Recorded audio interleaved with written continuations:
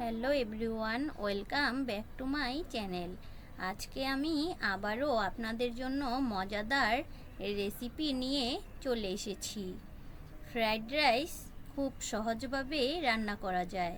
আশা করছি আপনাদের ভালো লাগবে। আমি প্রথমেই পোলাও চাল দিয়ে ভাত রান্না করে রেখেছিলাম। এখন তেল দিয়ে দিলাম। আপনারা চাইলে এই রান্নাটা বাটার দিয়েও করতে পারেন। আমি তেল দিয়ে এই রান্নাটা করেছি। আমি ডিমের মধ্যে ডিমটা ফেটিয়ে তারপরে কালো গোলমরিচ সাথে লবণ দিয়ে ফেটিয়ে তারপরে ডিম বোনাটা করে নেব। অল্প আঁচে করতে হবে যাতে ডিম বোনাটা সুন্দর হয় বা পুড়ে না যায়, তাই অল্প আঁচেই করতে হবে। আমি সাথে গাজর আর বরবটি দিয়েছি। আপনারা চাইলে ক্যাপসিকামও সাথে দিতে পারেন। আমার কাছে ক্যাপসিকাম ছিল না, তাই আমি গাজর আর বরবটি দিয়েই করেছি। আর সাথে চিকেন আর চিংড়ি মাছ দিয়ে করব। আপনারা চাইলে খুব সহজভাবেই এই ফ্রাইড রাইসটা করতে পারেন। আমি চিকেনটা স্লাইস করে কেটে তারপর কিছুক্ষণ ম্যারিনেট করে রেখেছিলাম। আদা বাটা, রসুন বাটা, কালো গোলমরিচ আর সাথে শুকনো লঙ্কার গুঁড়ো দিয়ে আর সয়া সস আর লেবুর রস দিয়ে ম্যারিনেট করে রেখেছিলাম। আমার ডিম ভুনাটাও হয়ে গেছে, নামিয়ে নিয়েছিলাম। এখন সবজিগুলো ভেজে নেব এক এক করে। প্রথমে আমি গাজর কুচিটা ভেজে নিচ্ছি, সাথে একটু লবণ দিয়ে তারপর ভেজে নেব। চিংড়ি মাছটাও লেবুর রস, আদা রসুন বাটা দিয়ে আর সয়া সস দিয়ে ম্যারিনেট করে রেখেছিলাম। পরিমাণ মতো লবণ দিয়ে দিলাম, দিয়ে তারপরে কিছুক্ষণ ভেজে নেব। বন্ধুরা, এই ফাঁকে বলে রাখি, আমার চ্যানেলে নতুন নতুন ভিডিও পেতে চ্যানেলটি সাবস্ক্রাইব করে আমার বেল বাটন অন করে রাখতে হবে।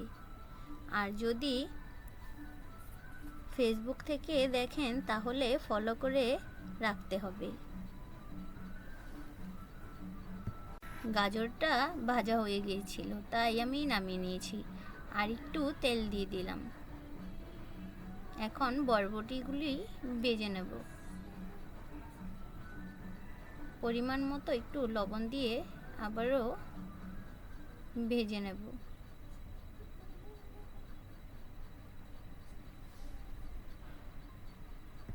বন্ধুরা, আমি পোলাও চালের ভাতটাতে রান্না করার সময় একটু সয়াবিন তেল আর লবণ দিয়ে রান্নাটা করে রেখেছিলাম যাতে ঝরঝরে হয়। তাই বটবটি ভাজা হয়ে গেছে, তাই আমি তুলে নিয়েছি। সেই তেলেই আবার চিংড়ি মাছ একটু ভেজে নেব। চিংড়ি মাছ বেশি ভাজতে হয় না, কিছুক্ষণ ভাজলেই হয়ে যায়। বেশিক্ষণ ভাজলে চিংড়ি মাছ শক্ত হয়ে যায়।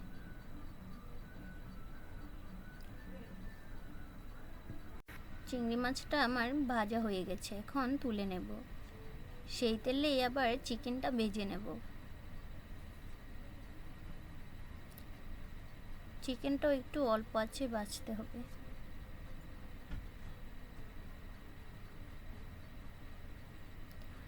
বন্ধুরা, আপনাদের যদি ভিডিওটা ভালো লাগে লাইক কমেন্ট শেয়ার করে দেবেন।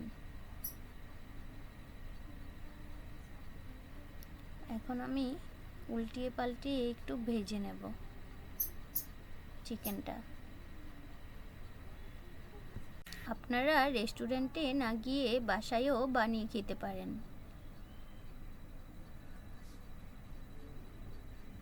খুব অল্প সময়েই হয়ে যায়। আমার চিকেন ভাজা হয়ে গেছে, চিকেন ভাজাগুলো তুলে নিয়েছি। এখন ফ্রাইড রাইসটা রান্না করব। প্রথমে আমি রসুন কুচি দিয়ে দিলাম। রসুন কুচি দিয়ে একটু ভেজে নেব কিছুক্ষণ।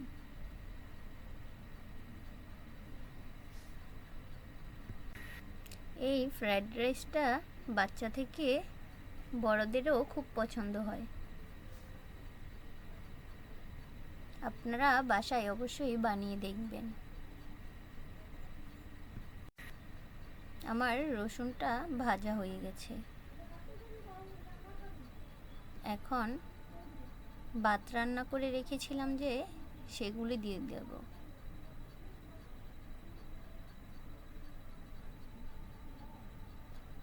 দিয়ে সবজিও দিয়ে দেব।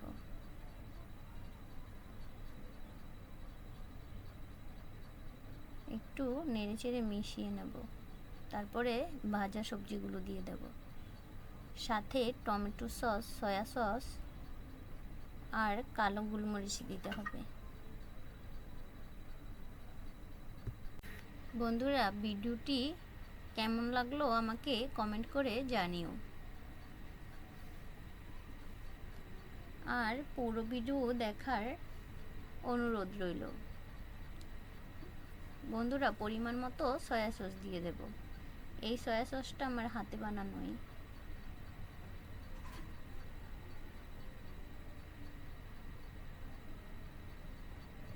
মতো সয়া সস দিয়ে দেব। সাথে কালো গোলমরিচও দিয়ে দেব। কালো গোলমরিচটাই কিন্তু দেবেন, সাদাটা দেবেন না।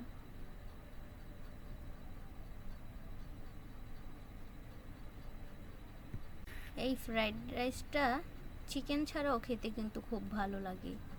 শুধু ডিম আর চিংড়ি মাছ দিয়েও রান্নাটা করতে পারেন, আর সবজি দিয়ে। আপনারা আপনাদের পছন্দ মতো করে নেবেন। আমি সাথে চিকেনটাও দিয়েছি। এখন নেড়েচেড়ে ভালো করে মিশিয়ে নেব।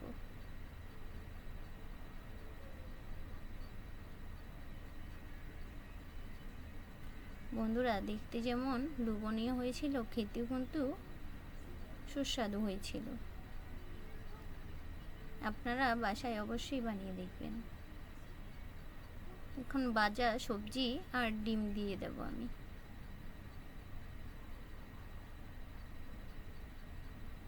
ডিম বোনাটা করে রেখেছিলাম, সেটাও দিয়ে দেব। দিয়ে আবার নেড়েচেড়ে ভালো করে মিশিয়ে নেব। দেখুন বন্ধুরা, দেখতে কত সুন্দর লাগছে। খেতেও কিন্তু দারুণ হয়েছিল।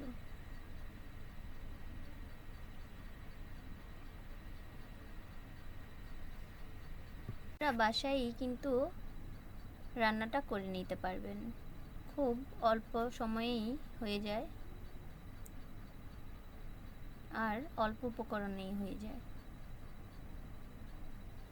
আমি পরিমাণ মতো একটু চিনি দিয়ে দিলাম।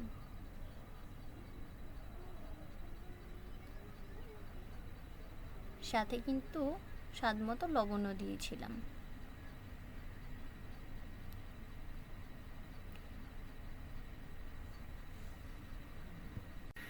আমার রান্নাটা প্রায় শেষের দিকে। এখন চিংড়ি মাছ আর চিকেন দিয়ে দেব।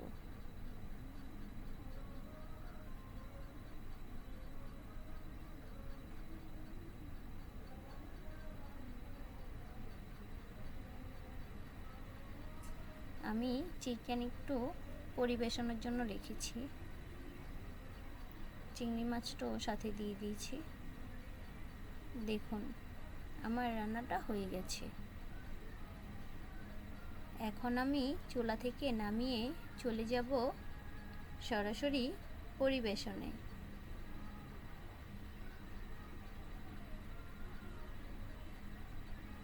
ফ্রাইড রাইসটা খুব ঝরঝরে হয়েছে, দেখুন।